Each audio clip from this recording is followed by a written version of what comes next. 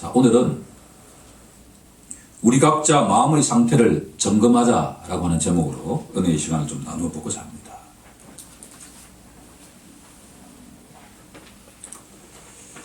구약 성경 가운데 잠언서에 이런 말씀이 있습니다. 모든 지키만한 그 가운데 내 마음을 지켜라. 생명의 근원이 이에서 남이니라 라는 말씀이 있습니다.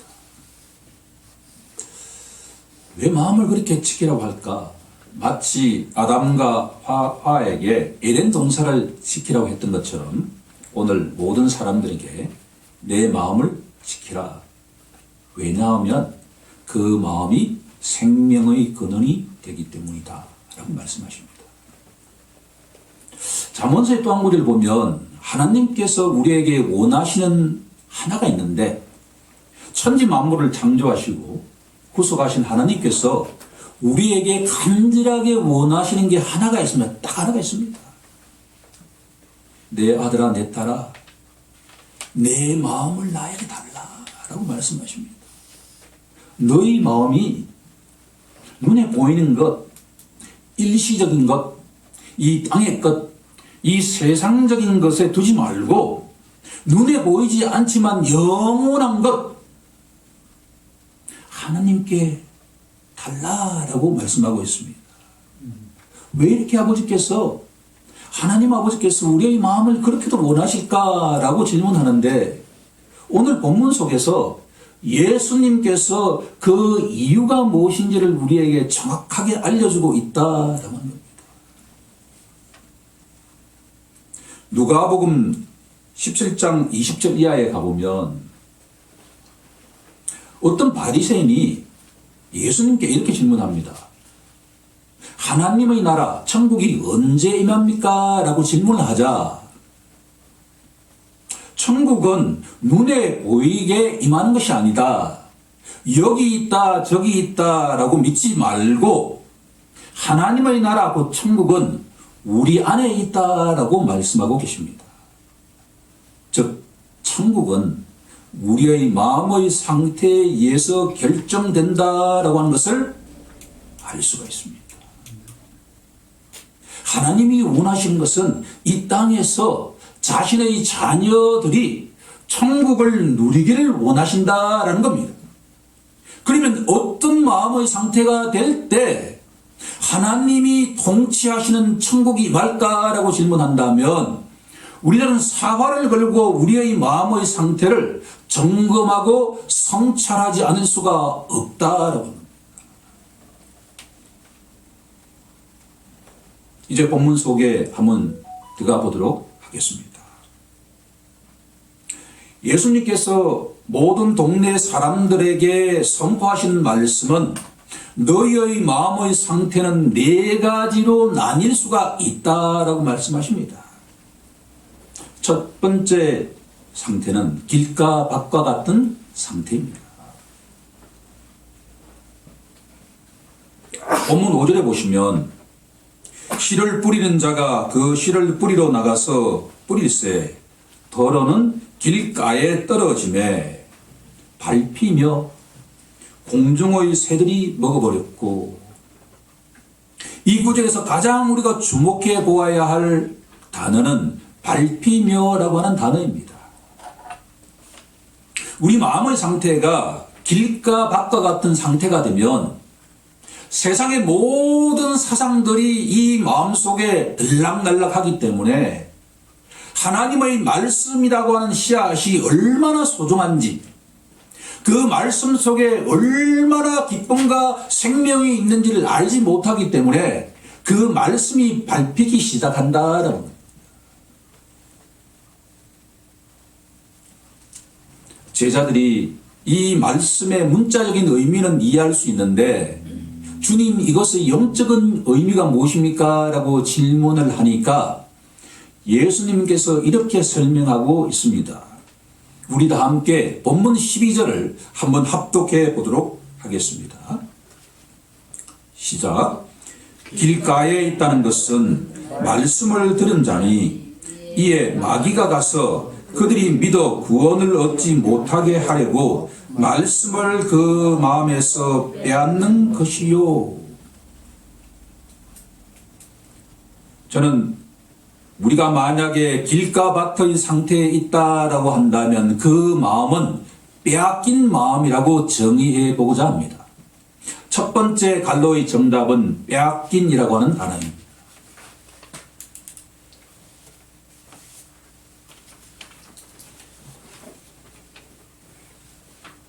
혹시 이런 경험 하지 않았습니까? 초신자 시절에 저는 많이 보았는데 말씀을 들을 때마다 그렇게도 잠이 온다고도 합니다. 설교를 듣고 난 뒤에 어떤 내용을 들었는지 거의 모르는 경우가 많이 있다라고 합니다. 그럴 때 어떤 현상이 일어나는가라고 질문한다면 예수님께서는 우리 눈에 보이지 않지만 어떤 영적인 존재가 그 말씀을 빼앗아버렸다라고 답하고 있습니다. 그 존재가 누구인가 하니 12절에 봐도 마귀가 와서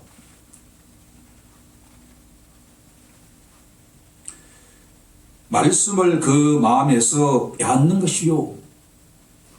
길가 밭과 같은 마음의 소유자들은 하나님의 말씀을 빼앗기는 자가 된다라고 합니다.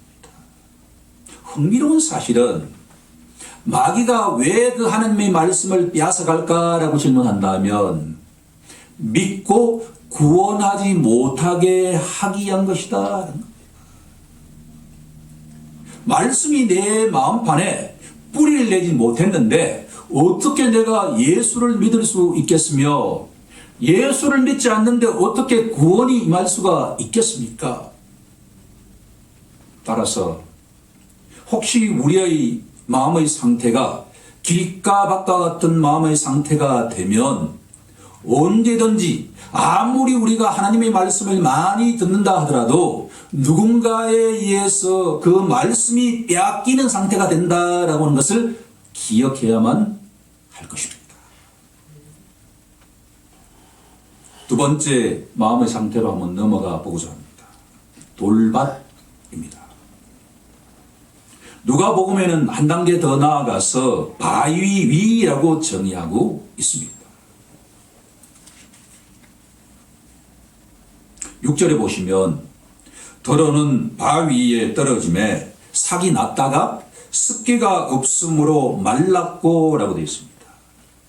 이 구절에서 우리가 가장 주목해야 할 단어가 하나 있는데 습기라고 하는 단어입니다. 이런 사람의 상태는 말씀이 씨앗이 뿌리를 내립니다. 뿌리를 내리는데 그것에 흙이 없고 특히나 습기가 없기 때문에 금방 말라버린다라고 합니다. 오늘 저는 여러분들과 함께 습기의 영적 의미가 무엇인지에 대해서 한번 깊이 알아가는 시간이 되길 간절히 소망합니다. 예수님께서 이 의미를 영적으로 설명해 주고 계시는데 13절에 보면 바위 위에 있다는 것은 말씀을 들을 때 기쁨으로 받는다라는 겁니다. 얼마나 감사합니까? 교회에 와서 누군가로부터 목사님의 말씀을 듣는다든가 어떤 일가친척들이 복음을 들을 때 기쁨의 샘이 막 터지는 것 같은 상태입니다. 아, 그렇구나. 내가 지금까지 한 번도 들어보지 못했구나. 아, 이 땅을 떠나면 천국이 있다고 하구나. 이 땅에서부터 천국을 누릴 수가 있구나. 그러자 지금까지 한 번도 경험해보지 못한 말씀이기 때문에 기쁨이 막 속에서 올라온다라는 겁니다. 우리 모두에게도 하나님의 말씀을 들을 때마다 기쁨이 올라오는 축복이 임하길 간절히 원합니다. 하지만 이 돌밭과 같은 상태에서는 잠깐 믿다가 어떤 시련이 닥쳐오면 배반한다라고 되어 있습니다. 마태와 마가복음은 이 배반한다라고 하는 단어를 넘어진다라고 되어 있습니다. 하나님의 말씀을 기쁨으로 받지만 뿌리가 약하기 때문에 시련이 닥쳐오면, 예컨대 우리가 예수 믿고 난 뒤에 이런저런 시련이 닥칠 수가 있지 않습니까? 그럴 때면 금방 넘어지는 자가 바로 돌박과 같은 마음의 소유자다라고 되어 있습니다. 그러면 이 내용을 우리가 충분하게 이해할 수 있는데, 실질적으로 한국 교회에서 이런 돌박과 같은 마음의 소유자가 있을까라고 질문한다면 있다라고 답하지 않을 수가 없습니다. 스펄전 목사님은 이 돌박과 같은 마음의 상태를 한 주에 걸쳐서 설교하고 있는데, 그 가운데 제가 3가지 내용만 한번 적용을 해 보고자 합니다. 뒤쪽에 제가 3가지를 메모해 놓았기 때문에 참고하시면 좋을 것 같습니다. 첫 번째, 사람의 유형은 하나님의 말씀을 계속 듣다 보니까 신약과 구약 성경에 대한 지식은 아주 풍부해지게 된다는 것입니다. 예수님이라고 하는 용어도 아주 익숙해지고, 우리 눈에 보이지 않지만 하나님이라고 하는 존재도 계신다라고 하는 것을 익숙하고, 다윗이라든가 모세라든가 다양한 성경의 인물들에 대한 지식이 하나하나 쌓여갑니다. 그런데 성경의 지식에 비례해서 사랑의 마음, 긍휼의 마음은 없는 사람들이 있을 수가 있다라고 하는 겁니다. 그런데 우리 성도들 가운데 혹은 일가 친척들 가운데 갑자기 어떤 교통사고를 당했다라고 할 때 성경의 지식을 많이 알고 있는 신자라고 한다면 가장 먼저 반응은 긍휼의 마음인 줄로 믿습니다. 참 안 되었구나. 어떻게 그런 일이 있을 수가 있는가?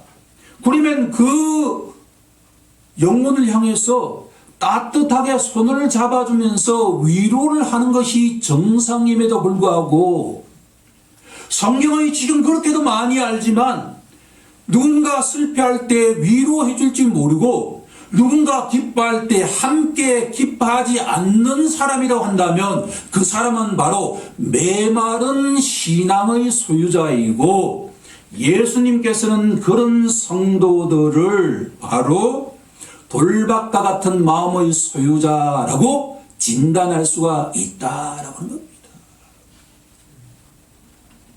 주님이 사랑하는 성도 여러분, 우리들은 성경에 대한 지식이 늘어나면 늘어날수록 주님의 마음인 사랑의 마음, 긍휼의 마음은, 자비의 마음이 함께 늘어나야 될 줄로 믿습니다. 그럴 때 그런 자는 습기가 풍성한 마음의 소유자라고 인정을 받게 될 것이다 라고 하는 겁니다. 두 번째, 이런 사람이 있을 수가 있습니다. 예수님에 대한 믿음이 있습니다. 예수님께서 저 하늘에서 이 땅에 인간으로 오셨다라는 것도 믿습니다. 그분이 수많은 기적을 일으킨 것도 믿습니다. 심지어 십자가에서 나의 허물과 죄를 위해서 돌아가셨다라고 하는 것도 믿는데, 회개를 하지 않는 사람들이 있을 수가 있습니다. 회개는 처음 예수를 믿을 때 내가 눈물 콧물 흘리면서 회개하는 것이지, 날마다 구원받은 사람이 굳이 회개할 필요가 있을까라고 생각할 수 있다라고 하는 겁니다. 예수 믿는 사람들도 날마다 죄를 짓지 않습니까? 그럴 때마다 주님 앞에 나아가서, 주님, 오늘도 이렇게 연약한 제가 하나님 말씀대로 살아가지 못했습니다. 저를 긍휼히 여겨주십시오 라고 기도하는 자가 되어야 함에도 불구하고, 믿음은 아주 좋다고 하면서 회개에 대해서는 전혀 생각하지 않는, 자신의 죄에 대해서는 전혀 생각하지 않는 사람이 있다고 한다면 그 자는 바로 습기가 없는 마음의 소유자가 될 수가 있다라고 합니다. 믿음에 대한 생각 못지않게 나의 허물과 죄에 대해서 날마다 주님 앞에 호소하는 자가 되길 간절히 소망합니다. 세 번째 유형은 교회에 봉사하는 마르다와 같은 사람은 아주 필요하지 않습니까? 그런데 교회 봉사는 아주 열심히 잘 하는데 주님과의 인격적인 교제가 전혀 없을 수도 있다라고 하는 겁니다. 예컨대 우리가 교회에 왔을 때 가장 바람직한 성도의 자세라고 한다면 본인이 앉는 자리에서 짧게라도 기도하는 자가 되어야 할 줄로 믿습니다. 그것은 바로 주님과의 교제의 시간이기 때문입니다. 주님, 오늘 제가 이 자리에서 어떤 역할을 하면 가장 좋겠습니까? 라고 교제의 기도한 다음에 열심히 봉사하는 것이야말로 습기가 있는 마음의 소유자인 줄로 믿습니다. 봉사와 주님과의 교제가 같이 가지 못할 때 그 사람의 신앙은 메마른 신앙의 소유자가 될 수 있다라고 합니다. 자, 그러면 누구라도 돌박과 같은 마음의 상태가 될 수 있지 않겠습니까? 그러면 우리가 주님께 어떻게 기도를 해야 될까요? 하나님, 제 속에 습기가 없는 마음을 주님께서 기경해 주시옵소서. 바위와 같은 이 딱딱한 마음을 주님께서 성령의 역사로 부드러운 마음으로 변화시켜 주옵소서. 나에게 사랑의 습기가 풍성한 자가 되게 해 주옵소서. 나에게 믿음과 함께 회개하는 마음의 소유자가 되게 해 주시옵소서. 봉사와 함께 주님과 교제하는 마음의 소유자가 되게 해달라고 기도하는 우리 모두가 되어야 할 것입니다. 그렇게 되길 간절히 소망합니다.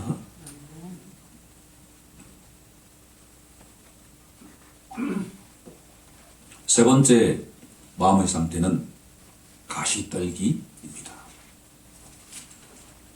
본문 7절에 보면 더러는 가시떨기 속에 떨어짐에 가시가 함께 자라서 기운을 막았고 라고 되어 있습니다.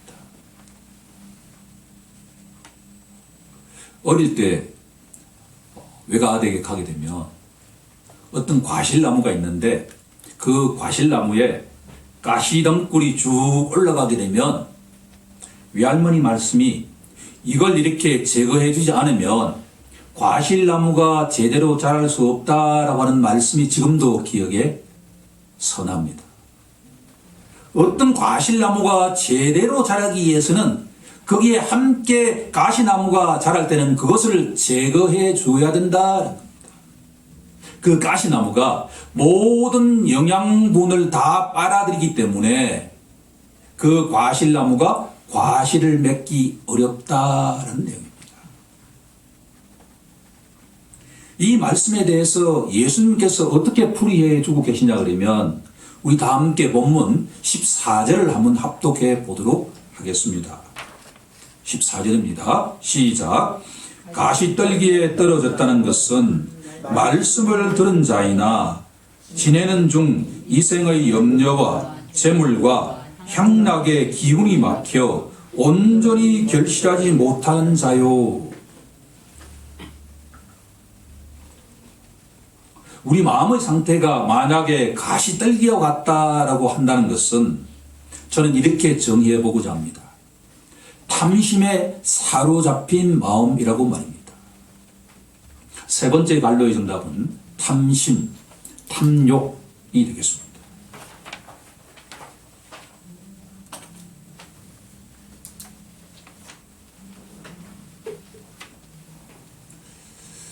신앙생활을 아주 이제 잘하고 계시는 성도들입니다. 그런데 어느 순간에 자신도 모르게 그 마음판 속으로 탐심이 쑥 들어올 수가 있다라고 합니다. 이 본문 속에는 세 가지의 탐심을 우리에게 이야기하고 있는데 첫 번째는 뭐냐 그러면 이생의 염려의 탐심입니다. 사람의 삶 중에서 염려하지 않는 사람이 있을까요? 그렇지 않습니까? 내일이 우리가 불안하기 때문에 직업도 불안하고 코로나 이 팬데믹 속에서도 수만 명이 지금 이렇게 확산되어 있는 가운데 염려가 있게 마련이죠. 하지만 지나치게 내일을 염려하는 자에게는 무엇이 상실이 되냐 그러면 하나님의 주권을 인정하지 않게 된다라고 하는 겁니다. 그것은 일종의 탐심입니다. 어느 정도의 염려는 필요할 수 있지만 지나치게 내일을 염려하면 염려할수록 내 마음속에 내주에 계시는 그 하나님의 역할은 점점 줄어들게 된다라고 합니다. 우리 인생의 모든 생사하고는 다 하나님께서 다 주관하고 계십니다. 이렇게 탐심과 염려가 들어올 때마다 우리가 해야 될 반응은 하나님, 이 염려 대신에 하나님을 바라보게 해 주옵소서라고 기도해야 될 줄로 믿습니다. 두 번째 탐심은 재물입니다. 이 세상을 살아가는데 재물은 너무나 중요하지 않습니까? 예수 믿는 자들이 만약에 너무나 가난하게 살아간다고 한다면 세상 사람들이 보기에 덕이 될 수 있겠느냐라는 말씀입니다. 하지만 우리가 지나치게 재물에 대한 탐심을 가지는 순간에 어떤 현상이 벌어지냐 그러면 하나님과 재물을 함께 섬길 수 없느니라고 분명하게 예수님께서 산상수훈에 말씀하고 계십니다. 사도 바울은 심지어 모든 악의 근원은 돈에 있느니라 라고 선포하고 있습니다. 이 세상을 살아가는데 재물은 너무나 중요하고 소중한 요소임에 틀림이 없지만 과도하게 재물에 대한 탐심을 가지는 순간에 하나님이라고 하는 존재보다는 그 재물에 의지해서 살아가는 신자가 되기 시작한다라고 합니다. 그런 개인과 그런 교회는 하나님께 절대로 인정받을 수 없는 줄로 믿습니다. 세 번째의 탐심은 바로 사치향락입니다. 이 세상의 모든 사람들이 편안한 삶을 누리고자 하는 마음은 너무나 자연스러운 삶 아니겠습니까? 그런데 세상의 소금이 되고 세상의 빛이 되어야 할 크리스찬이라고 한다면 세상 사람들이 보기에 너무나 화려하게 사치스럽게 살아간다라고 하는 것이 과연 덕이 될 수 있을까라고 하는 것을 생각해 볼 필요가 있다라는 내용입니다. 그래서 아고로의 잠언에서는 이렇게 기도하고 있지 않습니까? 하나님, 제가 너무 가난하게도 마시고 너무 부하게도 마시고 하나님을 바라보면서 이 땅 위에서 삶을 살아갈 수 있는 성도가 되게 해달라고 기도하는 이유가 여기에 있는 것이 아닌가라는 생각이 들게 됩니다. 우리 다 함께 우리 마음속에는 언제든지 가시떨기가 생길 수 있다라고 하는 것을 기억할 필요가 있습니다. 그럴 때 우리들은 그 가시떨기를 온전하게 제거하는 동시에 하나님께 하나님 우리의 눈이 염려와 재물과 향락으로 향하지 않게 하시고 우리 주 예수 그리스도 자족하시면서 가난한 자 같으나 풍성한 자고 슬픈 자 같으나 항상 기뻐하시는 주님처럼 살아가게 해 주시옵소서라고 기도하는 성도가 되어야 할 줄로 믿습니다. 우리 모두 그러한 축복이 임하길 간절히 축원합니다. 이제 가장 중요한 마음은 네 번째 마음 아니겠습니까? 천국은 이런 자의 마음에 임하는 줄로 믿습니다. 좋은 맛입니다. 본문 8절에 보시면 더러는 좋은 땅에 떨어짐에 나서 100배의 결실을 하였느니라.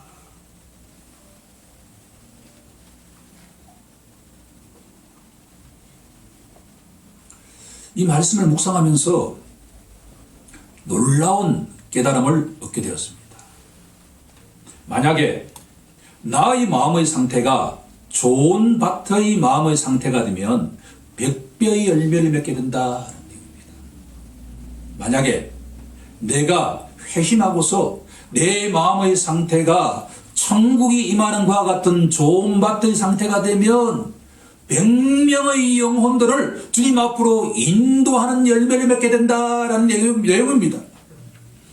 그러면 우리 교회 성도들이 만약 우리 한 사람이 100배의 열매를 맺기 시작한다 그러면 우리 교회 성도들은 수많은 영혼들을 주님 앞으로 인도하는 열매를 맺게 된다라고 하는 것을 믿음의 눈으로 바라보는 순간에 얼마나 소망적으로 다가오는지 말로 표현할 수가 없다라는 말씀입니다.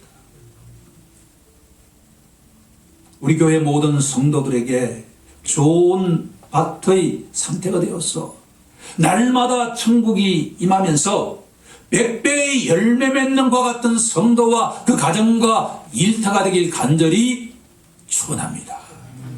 어떻게 하면 이런 상태가 될 수 있을까라고 하는 것이 오늘 가장 중요한 질문 아닙니까? 예수님께서는 우리에게 그 영적 비밀 3가지를 우리에게 분명하게 알려주고 계신다라는 겁니다. 우리 다 함께 본문 15절을 합독해 보도록 하겠습니다. 본문 15절입니다. 시작. 좋은 땅에 있다는 것은 착하고 좋은 마음으로 말씀을 듣고 지키어 인내로 결신하는 자니라. 아멘. 첫 번째 비밀. 하나님의 말씀을 날마다 들어야 된다라는 말씀입니다. 듣고 지난주에 들었기 때문에 금주에는 필요 없는 것이 아니라 어제 들었기 때문에 오늘 필요 없는 것이 아니라 오늘도 듣는 자에게 100배의 열매 맺는 은혜가 임하는 줄로 믿습니다. 두 번째, 가장 중요한 내용입니다. 지킨다라는 말씀입니다. 듣는 말씀을 지켜야 한다. 이 말씀을 좀 더 풀어서 설명해 본다고 한다면 꽉 움켜 잡는다라는 의미입니다. 혹시 태몽을 꿀 때 이렇게 이야기하지 않습니까? 나에게 커다란 잉어가 왔는데 내가 그 잉어를 확 잡았다라는 이야기를 듣지 않습니까? 나에게 딸기가 막 이렇게 왔는데 그것을 내가 확 움켜 잡았다라고 하듯이 100배의 열매 맺는 자는 하나님의 말씀을 듣는 순간에 확 잡아야 된다라는 말씀입니다. 절대로 놓쳐서는 안 된다라고 하는 겁니다. 어설프게 잡으면 누군가 그 말씀을 빼앗아간다라는 말씀입니다. 우리 모두 결단하길 바랍니다. 매일 특히나 이 주일 설교를 듣는 순간에 강대상에서 선포되는 말씀을 확 움켜잡는 우리 모두가 되길 간절히 소망합니다. 데살로니가 교회 성도들이 그렇게 했다라고 하는 말씀입니다. 목사님의 말씀을 증거하는데 사람의 말이 아닌 하나님의 말씀을 들었다라고 하는 이 말씀은 그 말씀을 듣고 확 잡았다라는 말씀입니다.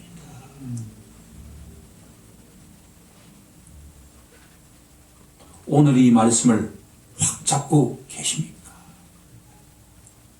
그런 성도에게 결실이 맺힌다. 세 번째로 가장 중요한 것은 꽉 잡은 그 말씀을 인내하면서 견뎌야 된다라고 하는 겁니다. 15절 제일 마지막 구절에 듣고 지키어 인내로 절대로 꽉 잡은 말씀을 인내하지 못하면 절대로 결실은 맺히지 않는다라는 말씀입니다. 한국교회 모든 성도들이 왜 메마른 신앙이 되고 왜 결실이 없을까라고 질문한다면 바로 듣고 지키고 난 다음에 인내하지 못한다는 것이 주님의 진단입니다. 끝까지 견디는 자는 구원을 받으리라. 이 계시록의 말씀도 동일한 말씀이 아니겠습니까?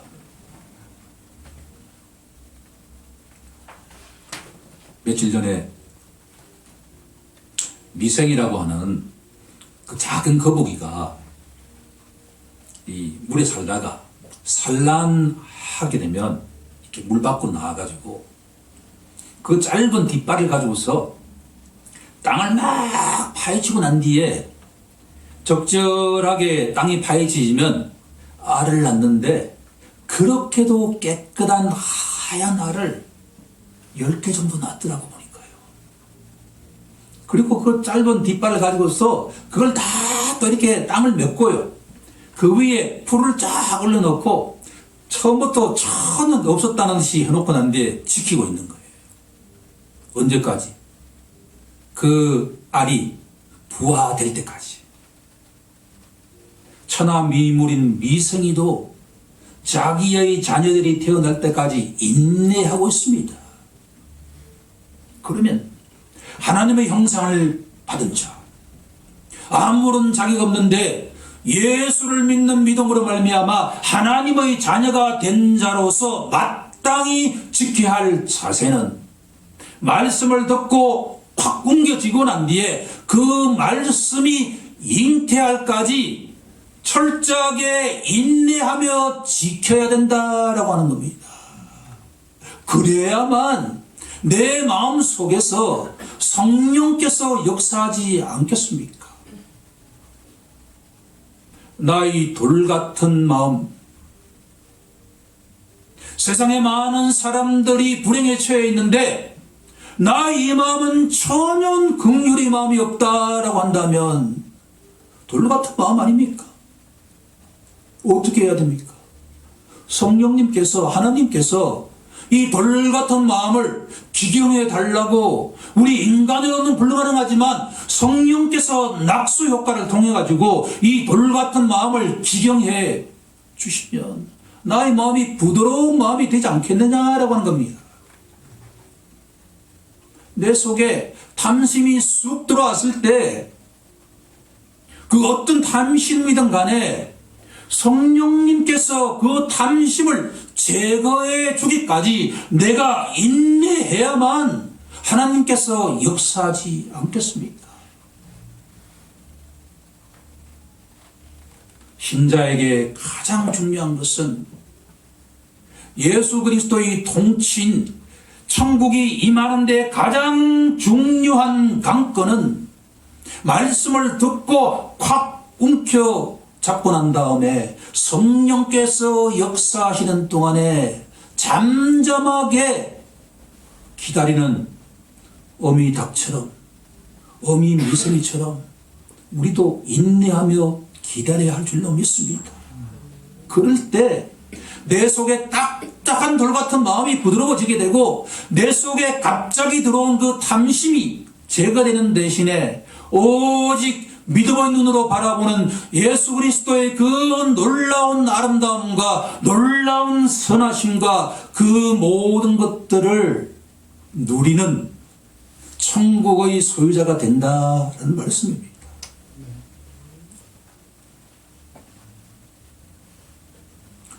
주도권은 하나님이 지고 계십니다. 우리의 역할이라고 하는 것은 그 주도권을 지고서 역사하시는 하나님께서 내 마음 속에서 역사하시도록 인내하는 것이 우리에게 주어진 책무인 줄로 믿습니다. 제가 돌 같은 마음을 바꿀 수가 없습니다. 주님이 하십니다. 우리 마음을 지배하던 그 근심 걱정들이 기쁨으로 소망으로 변화됨으로써 천국이 날마다 우리 마음속에 임하는 이 땅에서부터 천국을 누리는 신자가 될 수 있다라고 하는 것이 주님의 메시지입니다. 우리 다 함께 그렇게 되어야 하지 않겠습니까? 말씀을 정리해보고자 합니다. 하나님의 나라는 너희 안에 있느니라. 우리 마음의 상태에 따라서 천국이 임합니다. 좋은 밭, 착한 밭이 되었을 때 천국이 임하는 줄로 믿습니다. 우리 다 함께 날마다 주님 말씀 앞에 나아가서 말씀을 듣고 빼앗긴 마음이 되지 않게 해달라고 기도해야 할 것이고, 습기가 없는 마음 대신에 풍성한 습기가 있는 마음이 되게 해달라고, 또 탐심에 사로잡히지 않게 기도하는 우리 모두가 될 때 하나님께서 풍성한 열매를 맺게 하시고 날마다 천국을 누리는 자가 되게 하실 것입니다. 그렇게 되길 우리 모두 간절히 소망하며 나아가길 소망합니다. 기도하겠습니다.